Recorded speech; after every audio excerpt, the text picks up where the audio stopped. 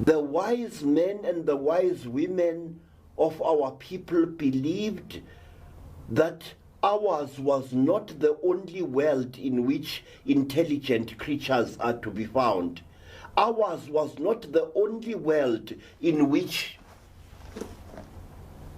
the song of life is heard. The wise men with the grey beards and the wise women with the grey hair used to say this, and I heard them again and again in my long journey of initiation. It is an insult to believe that God, the great planter of life, only planted life upon this, our shabby little world. No, there are other worlds besides ours. There are other worlds beside our Mother Earth, upon which life exists. The Africans even went on to describe 14 of these worlds. And these worlds are very amazing and amusing in the way they are described. It is said that most of these worlds do not have oceans as our earth has got. Some have got huge freshwater lakes which are as big as seas, but no oceans. It is said that only 2 worlds are covered with salt water. The first one is the world of the Nommo, which dances around the star which white people call Sirius.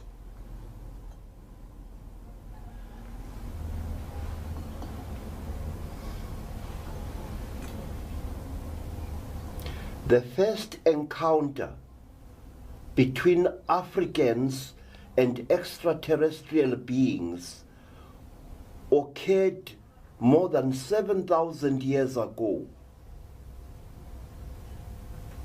in a now forgotten part of Africa. Out of the skies, we are told, there descended a fearsome object, a huge spherical object with many things protruding out of it. This spherical object descended to earth with a sound like 1,000 thunderstorms. And it settled in a valley, we are told. And immediately that valley was mysteriously filled with water. Water cascaded from the slopes of the surrounding mountains. Waters burst forth from rocks where no water had been before. And the water roared down the mountain slopes to fill the valley in which the strange object was. It is said that a number of days went by while the object floated in this new great pool of water. The people were amazed. The people were astonished. The people were afraid. But something kept them coming to that spot until hundreds of them were gathered upon the tops of the surrounding mountains, upon the slopes, behind great rocks and under trees. It is said that a door opened in this strange metallic sphere, and out of the sphere there came a long line of strange creatures that walked like human beings, creatures that had webbed feet and webbed hands, creatures that had the faces of fishes but the bodies of human beings. It is said that these creatures walked down the gangplank very painfully. Each one of them was carrying a stick at whose top a light shone. Green lights, yellow lights, red lights, and violet lights. It is said that the leader of these amazing scaly creatures wore a crown around its head, from which blazed a stone even brighter than the sun itself. And the leading creature stood on the gangplank while its followers swam in playful circles around the huge spherical craft. The leading creature lifted up its stick and its right hand, and it addressed the people as follows. People of this world, we are the Nommo people. We come from the land of the star of Credo. We come from the star you know as the star of the red dog. Listen to our words, because we have been sent by a very high one in a high place to make certain truths known to you. The people listened spellbound as the strange creature spoke. It spoke for days, we are told, telling our people about the mysteries of the cosmos. It spoke for days, we are told, telling our people about the mysteries of creation. The creature told our people that the race of humanity was once great amongst the stars, that human beings were once the leading race in the great cluster of stars, the galaxy. The creature said that because human beings were so vicious, so aggressive towards other intelligent creatures and towards living things in general, a great war broke out amongst the stars as several worlds joined forces against the human race, fought it and drove it away from the center of the great star flower to seek refuge in this forgotten world of ours.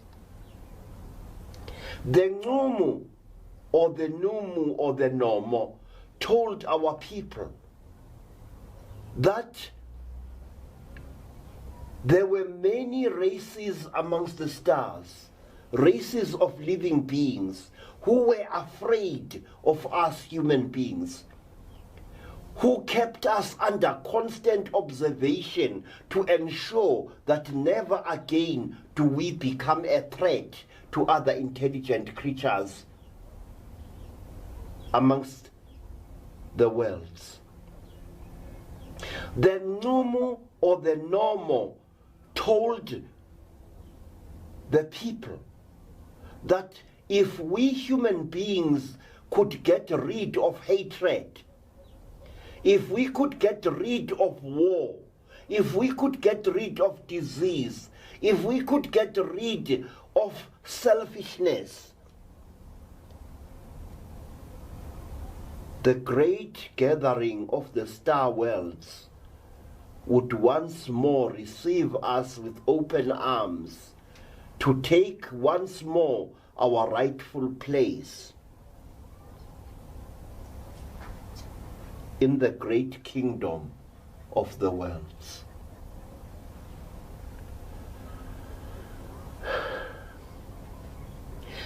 The Nommo taught us that we must at all times respect the earth upon which we live.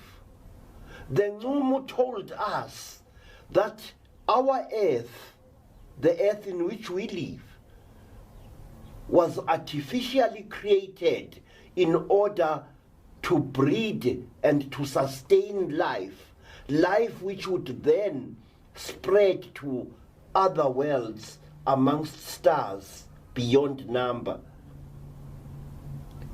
The Nommo said,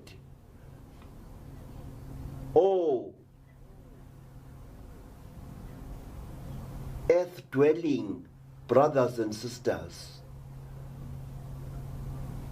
you must understand who you really are. You must understand how great you are. You must understand how great you once were. And you must know that a living thing that does not spread out to the stars sooner or later dies out. And that if you do not follow us into the dark spaces above, you shall exterminate your earth and eventually shall exterminate yourselves. And the earth, which is a womb world, a breeder of life, will be once more empty of living things." It is said that after the Nommo had told our people all these things and many more, it did a strange and frightening thing. It produced a kind of device, and it destroyed itself with this device. In other words, it committed suicide. It fell upon the metal gangway, and the others came out and cut it up. It was cut into little pieces, and these pieces were roasted upon a sacred fire. And a number of people, African people, were chosen to partake of a strange feast in which the dismembered body of the creature was ceremoniously eaten both by Africans and by the other Nommo. Then the dead Nommo was replaced by a female Nommo as the leader of the expedition. And this Nommo female said that by this gesture do we who come from the star of the red dog seal a pact between ourselves and you human beings. By this gesture do we promise this, that if you get rid of war amongst yourselves, if you get rid of arrogance and quarrelsomeness, if you banish disease and bid farewell to hunger and poverty, then we, the Nommo, shall return, and we, the Nommo, shall take you by the hand and lead you, human beings, to the throne of the stars. The Nommo people were seen once and once only and their ships never visited this earth again. We do not know why. Throughout Africa, amongst all tribes, you find this incredible story of how a strange race of lizard-like beings came to us at the dawn of time and gave us knowledge which was astonishing. These beings left this instruction that although the human being is created to look for knowledge in all its forms, the human being must under no circumstances use that knowledge to destroy the earth in which it lives.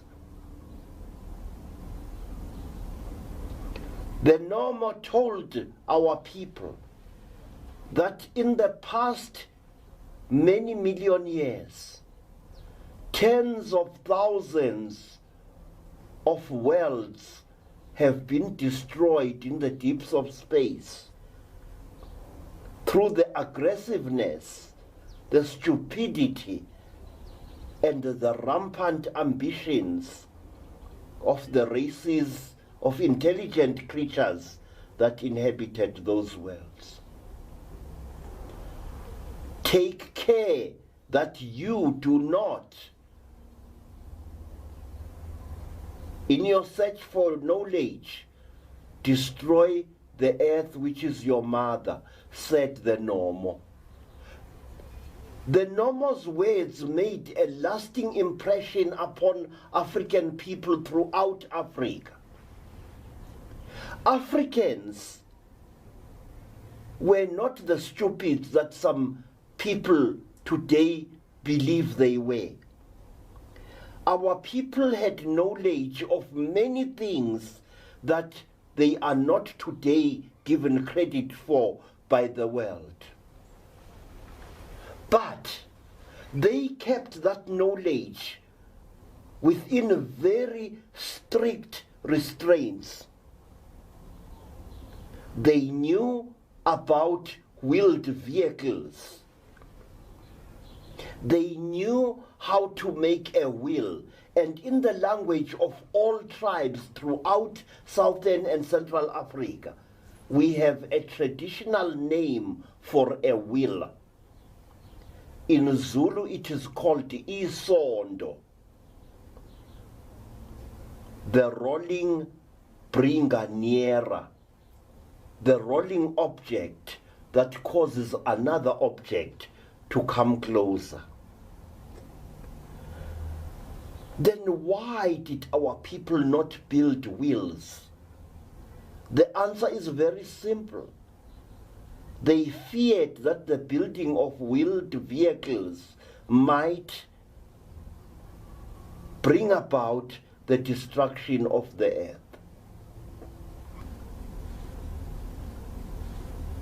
When a Zulu boy was growing up, he had to be an expert with the bow. He had to be able to use the bow and the arrow to survive in the bush. He had to be so good as to be able to bring down a running guinea fowl with one arrow at 20 paces or more. But the great laws of the Nommo forbade the Zulu people from using bows and arrows in battle, even against an enemy armed with muskets and rifles, as the white settlers were.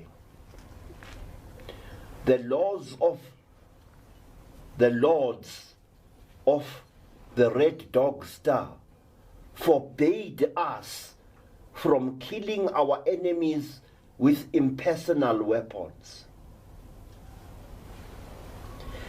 Our people knew about microscopes. This disc here has got tiny holes in it. These holes were filled with fresh water by the wise men who owned this necklace before me. And looking through this hole, when it is filled with water, at an object, the magnification is amazing. Our people could see germs. They could see bacteria. And they gave it a name, and they saw it through microscopes such as this. Now,